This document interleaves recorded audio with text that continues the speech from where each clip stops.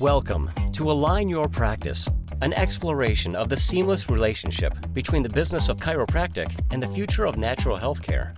Join us as we engage with an array of talent, from seasoned experts to passionate new entrepreneurs. Now, here's your host, Dr. Joe Esposito.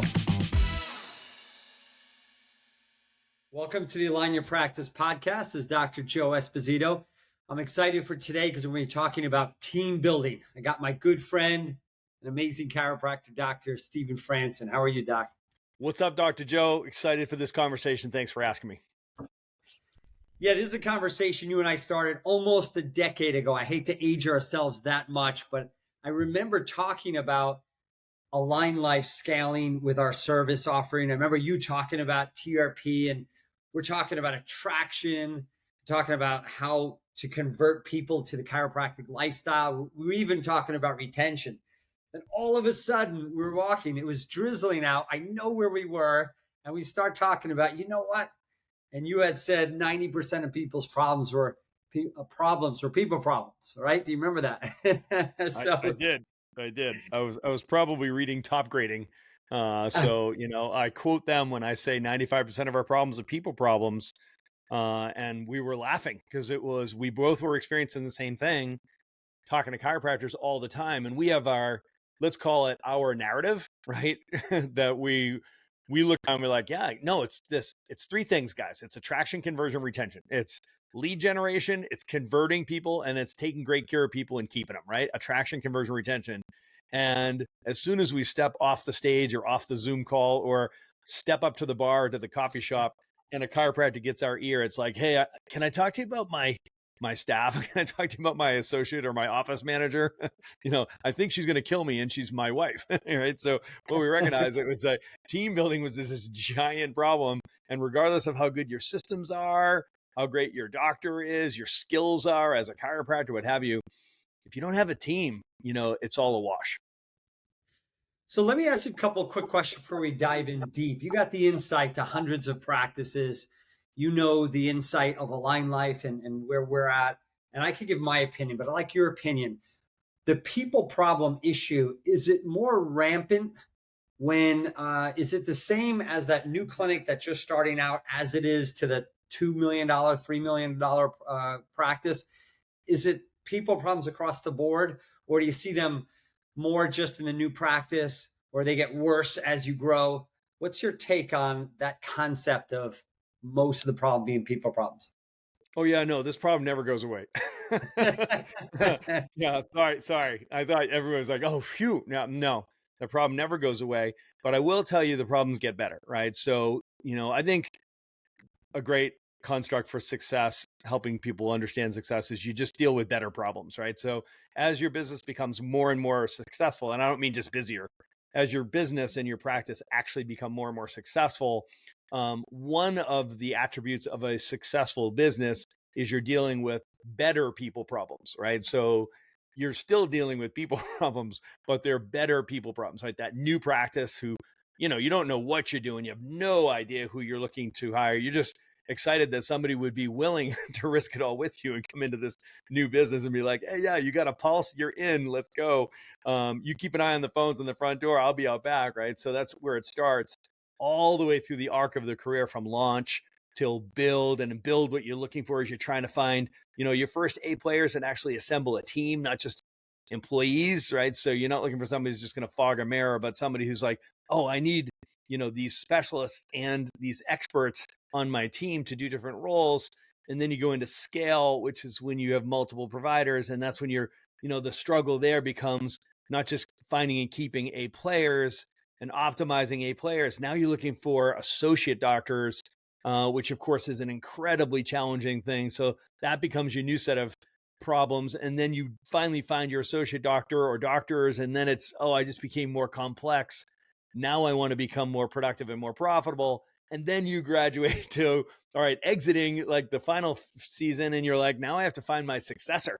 I got to find somebody who's going to carry on my legacy, take care of my people and my team, and is the right buyer so that I can make a graceful and profitable exit. So yeah, good news, bad news, Joe. 95% of your problems are people problems, never goes away. It's great. Our good friend Joe Clarino told me to listen to a podcast by a guy named Andy Frazella. I listened to this morning, and he built over $100 million, I think $500 million company.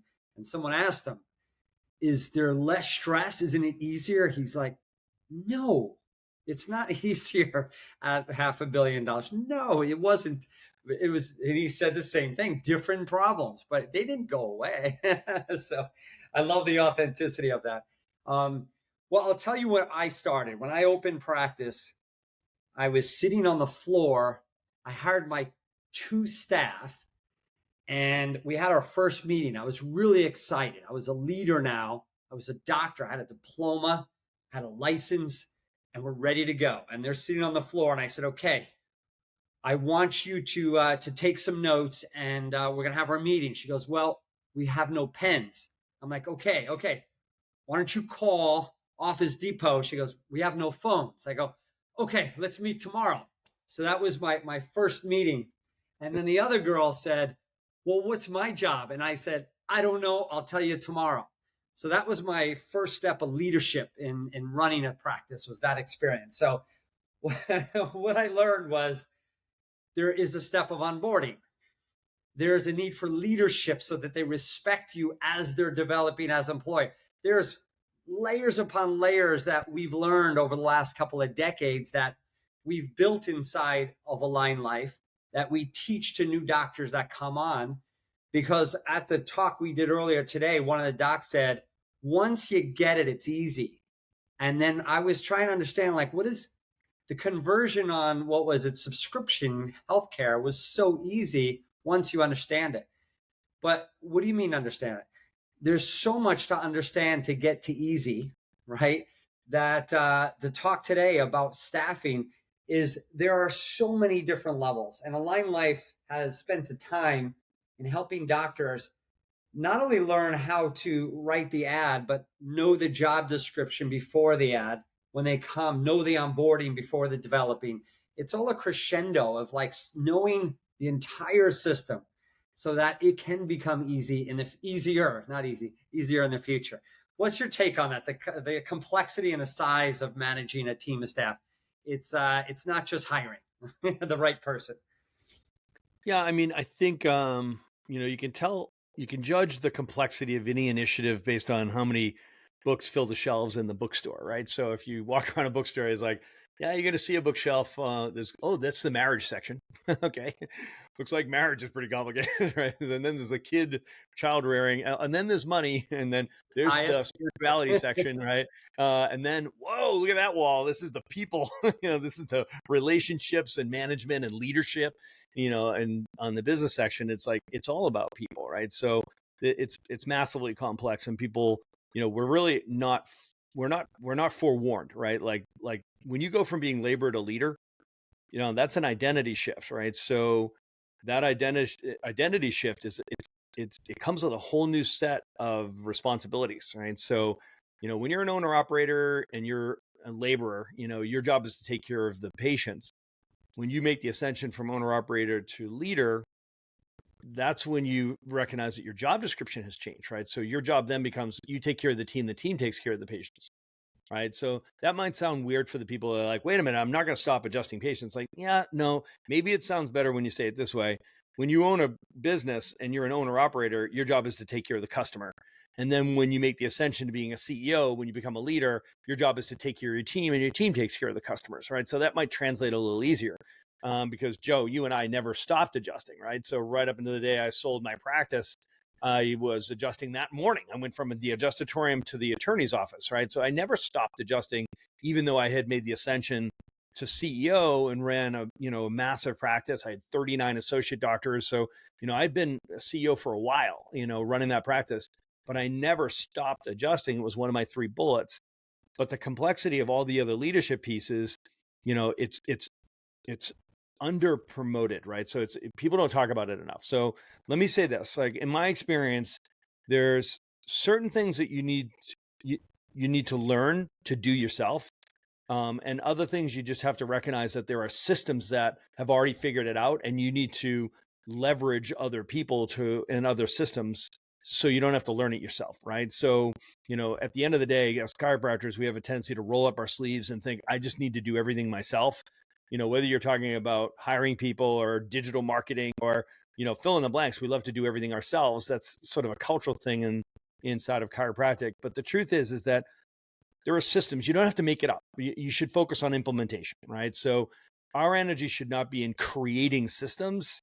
They should be in implementation and mastery and developing our own leadership qualities and attributes and implementing the systems that are already proven systems, right? That's why I love Align Life. That's why I love the concept of being part of a bigger organization that has SOP. They have process, procedures. All of this has been worked out, right? So it's been over the last, let's call it 25, 30 years of just blocking and tackling, screwing it up 11 ways to Sunday. Like, you shouldn't have to go through that pain, right? Generationally, we should continually get better and be like, hey, don't try to reinvent the wheel. This wheel spins. All your time, focus, and energy should be going implementation and mastery. Yeah, I'd love your insight going in a slightly different direction, but still staying on the people topic. One of the things I learned over the last 20 years in the journey and starting Align Life is, first off, I used to define success for a new doctor that wanted to join Align Life. I knew what success looked like. I knew what they needed to do. And it was kind of like a passionate guidance on what success is for the doctor. And most people enjoyed that journey, but not all. And what I learned was I can't define success for the doctor.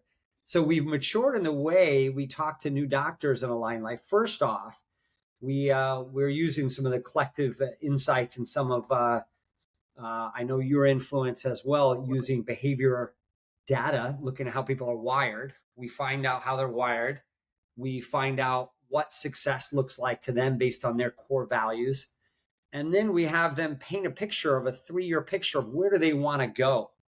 And what's a beautiful growth of Align Life is now we take these 3 things. How are they wired? What are their values that create their happiness? And what is the story that they're trying to build?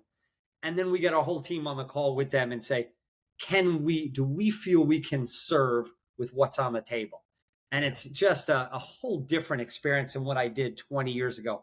What's your take on that twist that I've modified? So there's a lot there. And I agree with all of it, right? So, you've heard me teach that we should not project on anyone what success looks like, right? So, and we should never let anybody tell us what success looks like, right? This is a very intimate thing, right? So, success is a very personal thing that should be unearthed, right? So you can't have anybody else tell you what success looks like for you.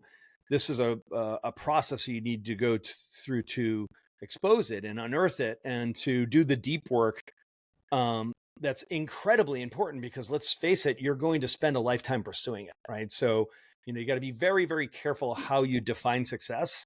And it's like all truth, it's inside out, right? So you've got to go in and get it, right? And get really clear on, what are your core values, right? So what are the things that are most important to you, right? So that's an entire conversation on its own. But first, identify, like, what are your core values?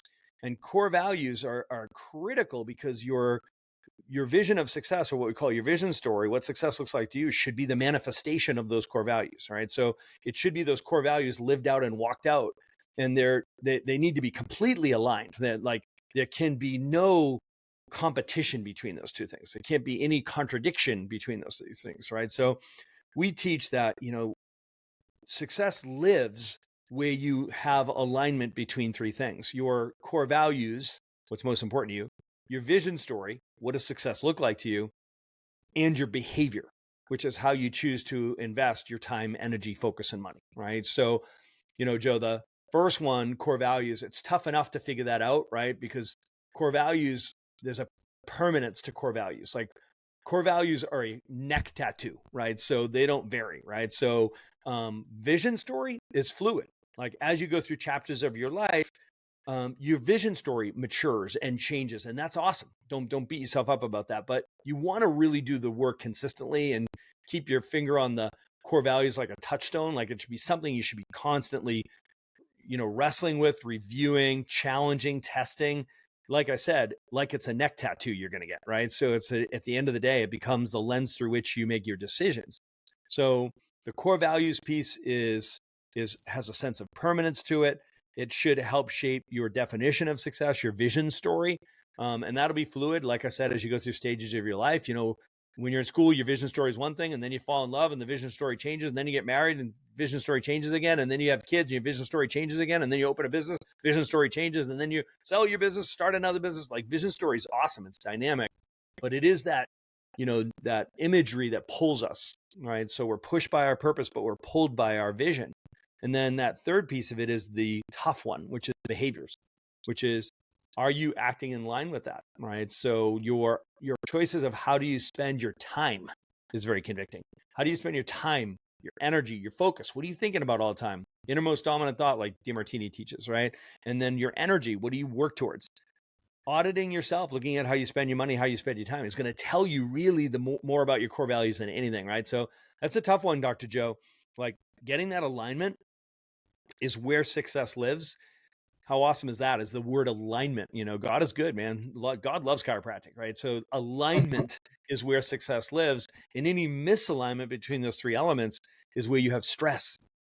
That's where you have dis-ease. That's where you have breakdown, right? And so, it's awesome to have that construct, to constantly check yourself, to make sure that it's like, listen, success is going to look different for all of us, but now at least you've got a construct of understanding where does success live. Yeah, so I find when I go through that conversation there, I think it falls apart on both ends of the vision story. Usually people know what they're trying to do, but they don't know how to define their happiness because they're not self-aware of their own core values. Not always, but often. On the other side of that, their behaviors usually contradict what their vision story is. So in Align Life, the two sides of giving them clarity on helping them through the journey of core values. And then on the other side is making sure there's no contradiction. Do those behaviors drive towards that vision story? And sometimes that's enough to open their eyes to grab the system and run with it to make this success. So that's we talked about that on the doctor that comes into Align Life, a doctor that joins the organization.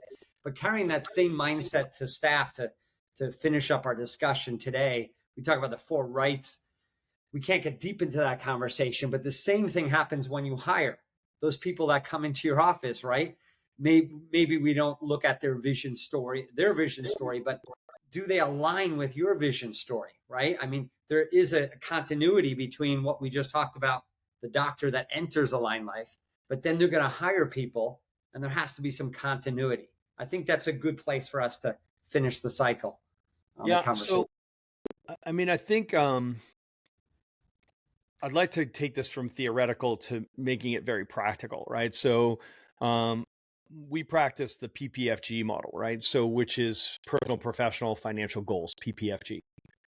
So when you're a business owner, you have an opportunity, and I would suggest the responsibility to create an environment where people are going to be more successful with you than without you, right? So I know that that's certainly true for us as Align Life.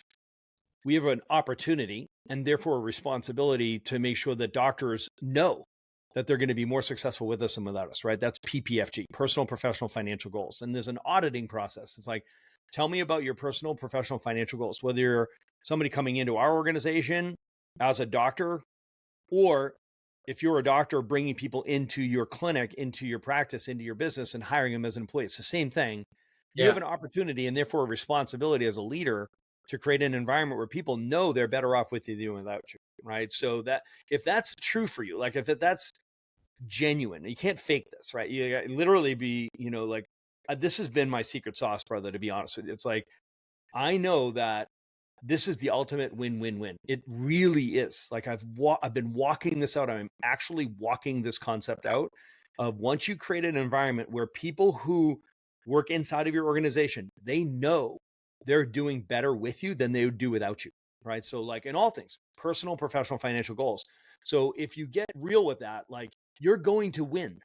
This isn't some altruistic, oh, I'm running a mission, and I'm a nonprofit. Trust me, none of that is applying, right? So this is very much an incredibly healthy environment that's very productive, right? So when you're hiring people and you're building out your team, think to yourself, I want to create an environment where people are going to know, not think, not maybe, not betting on it. They know because they've been with you. They're going to be better off with you than without you, right? So, and aligning that in such a way where you're like, what are your personal goals? Like, what does your life look like ultimately? What does it look like 3 years from now? Where do you want to be 1 year from now? Talk to me about it, right? How about your financial goals? Your personal and professional goals are going to tell me where do you want to be in 2, 3, 4, 5 years, right? How about your financial goals? What does that look like? What does success look like to you? Like literally, this is a safe place. Let's be aspirational. What do you see? What do you want to be making 5 years from now? How about 3 years from now? How about a year from now? All right, great. Now that I have all that data, you can say we're either a match or not a match. I can be genuine and say to you, Dr. Joe, here's the good news. You can reach all of those goals here inside of this organization, right? And your likelihood of reaching them is going to go up. And the speed at which you're going to reach them is going to be compressed. The time is going to be compressed. We're going to increase the speed, right? So, you're going to do better off with us than without us. You follow me? Like now when we're talking about you reaching your goals, the truth is that we as an organization, we can't reach our goals if you're not reaching your goals. If you take a spot in this boat and you pick up one of those oars, there's only so many seats, right? If you're on this team, we can't reach our goals if you're not reaching your goals. Right. So now it's about your goals, not our goals, but we're invested in this. We can't reach our goals if you don't reach your goals. Now that I know what your personal, professional, financial goals are, take this opportunity. You're going to be much more likely to reach those in less time with us than you'll be without us. And the great news on this is it's a win-win-win because we can't reach our goals unless you reach your goals. Yeah, I love that. That congruency. It just helps versus dragging people along to reach my goal. It just doesn't work long term. This is about alignment, right? When we get aligned, we get along, right? And that's that word. Once again, it's all about alignment. Yeah. So in finishing up, I will say if you're in practice now or new and a student and you're looking for some direction, if you want to take the journey of what we call the Align Life discovery process, which is to see under the hood on the systems, the tools, the process, and what we do for doctors that engage in Align Life, we'd love to take you through that cycle. We'll talk about your core values, your vision story, your behaviors, and see where there's resistance or contradiction or gaps to help at least guide you as a chiropractor in the direction you want to reach the abundance you're looking for in your life. So you can just reach out to support@alignlife.com, or in the show notes, there's a link to gain some more information and have a consultation. And I know, Stephen, you had a tool that I love that provides so much value, and the simplicity of it. When you get this document, don't let the simplicity shock you of limiting its value. This thing can literally change your practice. So why don't you talk about the giveaway that you're going to provide? Yeah. So one of the tools that we use in the Remarkable Practice, and of course we embrace it in Align Life, is a one-page system that allows you to really assess and audit the health of your practice. It's called the Accountability Grid, and it helps you take a look at your entire business, the entire practice on one piece of paper. Okay, so you can look across all 5 domains of your practice: attraction, conversion, retention, team building, split into 3 subdomains. So there's 15 primary functions of your business, and you only have to ask 2 questions. Is it optimized on a scale of 0 to 10? And who owns it, right? So there's a video training that goes along with it. We're happy to share that. We'll put a link here in the show notes. Just click the link, download the accountability grid, print it out. And by all means, if you'd be interested in unpacking that, if you want us to walk through that with you, we're very happy to do that as well. Just let us know. The accountability grid is a way for you to drive greater productivity and greater profitability in your business. So many people are just finding themselves in a place where either they're stuck, where they just can't get up over the hump, or they've just found themselves with more complexity. And there's a lot of motion, but not enough movement. The key to taking motion and turning it into movement is traction. And that's accountability. This accountability grid will help you get there. And we would love to come alongside you because we know that you'll be better off with us than without us. Awesome. Awesome. There you have it, guys. Any questions, reach out, support@alignlife.com. Stephen, thanks again for your time, your insights, and all you do for the profession. Always a Appreciate privilege. Thank you, Dr. Joe. God bless everybody. All right. Bye-bye. This episode was brought to you by Align Life Chiropractic and Natural Health Centers. If you're interested in creating your dream practice or want to know more about Align Life, go to alignlifepodcast.com.